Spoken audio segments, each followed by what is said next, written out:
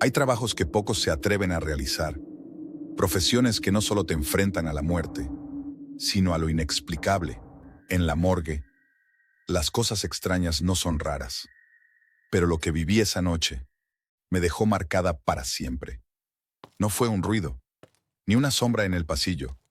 Fue algo que jamás pensé ver, un cuerpo levantándose para hablar. Esta es la historia de la noche más aterradora de mi vida. Y créeme, no podrás dejar de escucharla. Era una noche común. Mi compañero y yo estábamos en la morgue, haciendo nuestros informes, como siempre. Los cuerpos llegaban, uno tras otro. Nosotros los preparamos, documentábamos y seguíamos con nuestro turno. Ya eran casi las 8 de la noche, cuando escuchamos unos pasos en el pasillo. Pensamos que era el guardia, como siempre, saludándonos antes de terminar su ronda. Pero esta vez no vimos a nadie. Pasaron horas y al fin llegó el guardia. «Buenas noches. ¿Ya casi terminan?», preguntó como si nada. «Sí, solo nos falta un informe más», le respondimos. Pero lo que dijo después me heló la sangre. «¿Dónde está la chica que vi en el pasillo? Dijo que estaba con ustedes». Nos miramos, confundidos. Ninguna chica había estado aquí. «¿Qué chica?», pregunté. Era blanca, algo alta, con un lunar en la frente. «Estoy seguro que estaba con ustedes». Mi compañero, sin decir palabra, preguntó. «¿Tenía una cicatriz cerca del ojo izquierdo?». El guardia asintió. Entonces, mi compañero, con rostro pálido, se acercó a uno de los cuerpos sobre la mesa. «Ven a verla», dijo señalando el cadáver. El guardia lo miró, y su expresión cambió completamente. Su rostro se tornó pálido, y sin decir palabra alguna, salió corriendo. Decidí ir tras él, preocupado por su reacción. Pero cuando llegué a la sala, mi compañero estaba revisando el cuerpo. «¿Qué pasa?», pregunté, aún sin entender. «Esto no está bien», respondió. De repente, el cuerpo se movió. No podía ser real. Era como si la chica, que había muerto horas antes, hubiera despertado. Se sentó lentamente y con voz temblorosa preguntó: «¿Dónde está mi mamá?». Ambos salimos corriendo. El sonido de su llanto nos persiguió, pero no nos atrevíamos a mirar atrás.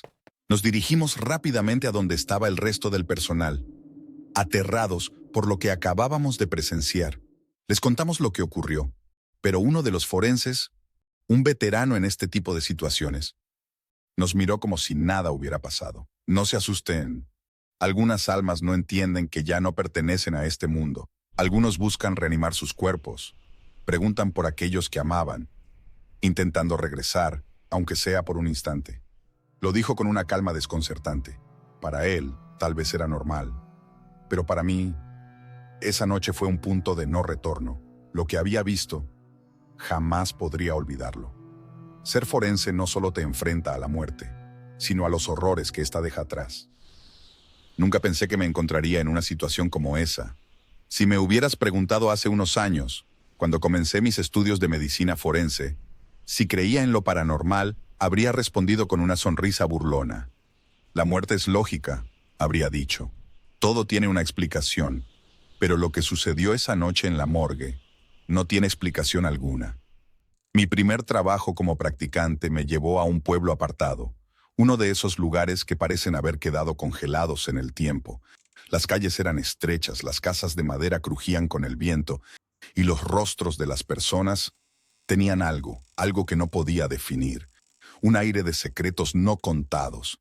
Era mi tercera semana allí. Había visto mi primera autopsia y aunque la visión de los cuerpos me incomodaba, me sentía más seguro. Pensaba que ya estaba preparado para lo que viniera. Me equivocaba. Aquella tarde llegó un cuerpo, un hombre mayor, fallecido en circunstancias extrañas. La familia no quería explicaciones, solo cremación. Recuerdo las palabras de uno de los familiares, pronunciadas con un tono extraño, casi suplicante. «Por favor, háganlo rápido». No cuestionaron, no lloraron, solo esperaron. El médico forense, mi supervisor, se comportaba diferente esa tarde. Normalmente tranquilo y metódico, estaba inquieto. Su mirada evitaba el cuerpo más de lo normal. Pero no dijo nada, simplemente dio las órdenes. Cuando llevamos el cuerpo a la sala de cremación, algo cambió.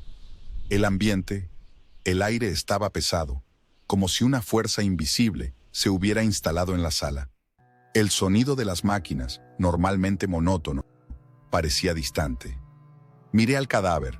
Estaba perfectamente preparado como tantos otros, pero había algo en su expresión. Aunque sus ojos estaban cerrados, daba la sensación de que me miraba, de que me juzgaba. Me estremecí. Intenté apartar esa idea absurda y me concentré en el procedimiento.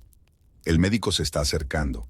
El técnico subió las llamas, y entonces ocurrió. Un grito desgarrador, inhumano, atravesó el aire. Me quedé paralizado. El sonido era tan real, tan lleno de sufrimiento, que se me heló la sangre. Miré al médico, buscando una respuesta, pero su rostro estaba tan pálido como el mío. El grito continuaba. Miré el cuerpo, y lo vi. Los dedos se movían, convulsos, como si intentaran aferrarse a algo. Ninguna era posible, no podía ser. «Detengan el proceso», gritó el médico, pero el técnico ya había retrocedido, incapaz de acercarse a los controles. Las llamas crecieron repentinamente como si hubieran sido alimentadas por algo que no podíamos ver. El fuego rugía, consumiendo el cuerpo, pero el grito no se apagaba. Era un lamento que parecía venir desde lo más profundo del cuerpo. Retrocedí, incapaz de apartar la vista. Y entonces lo sentí, un frío antinatural que llenó la sala, helando incluso el aire alrededor del horno. Era como si algo invisible nos estuviera rodeando, observando, esperando. De repente, el grito comenzó a apagarse, lentamente, como si la voz que lo producía se desvaneciera junto con el cuerpo. Cuando las llamas finalmente se extinguieron, el silencio fue absoluto. El médico forense rompió ese silencio con un murmullo, más para sí mismo que para nosotros. «Esto siempre ha pasado en este pueblo». Me giré hacia él, atónito. «¿Qué quiere decir?» Me miró con una expresión sombría. «No busques explicaciones. A veces hay cosas que no entendemos y cosas que no debemos intentar entender». Salí de la sala temblando. La familia seguía fuera. No lloraban, no parecían sorprendidos. Solo estaban allí, esperando, como si supieran que el grito iba a ocurrir. Esa noche no pude dormir. Al principio intenté racionalizarlo. Espasmos musculares, reacciones químicas al calor, pero sabía, en lo más profundo de mi ser, que no había explicación para lo que vi. Hoy, años después, sigo trabajando como forense. Pero cada vez que me acerco a una cámara de cremación, el aire parece tornarse más denso. Y en las noches más silenciosas, a veces, si escucho con atención, puedo oírlo. Un grito, lejano, desgarrador, y no puedo evitar preguntarme, ¿realmente muere todo con el cuerpo? ¿O hay algo que queda atrapado esperando ser liberado o consumido por las llamas? Era una noche tranquila en el hospital. Yo estaba de guardia en la recepción, intentando mantenerme despierto mientras terminaba un café. Las 3 de la mañana, esa hora en la que el tiempo parece detenerse, donde el silencio pesa sobre tus hombros, y el aire se siente denso, casi irreal. Estaba distraído, mirando la pantalla de mi computadora cuando de repente las puertas automáticas se abrieron de golpe. El sonido me hizo dar un salto. Lo primero que pensé fue que quizás el viento las había accionado, pero luego lo vi. Un hombre tambaleándose, como si estuviera a punto de caer en cualquier momento.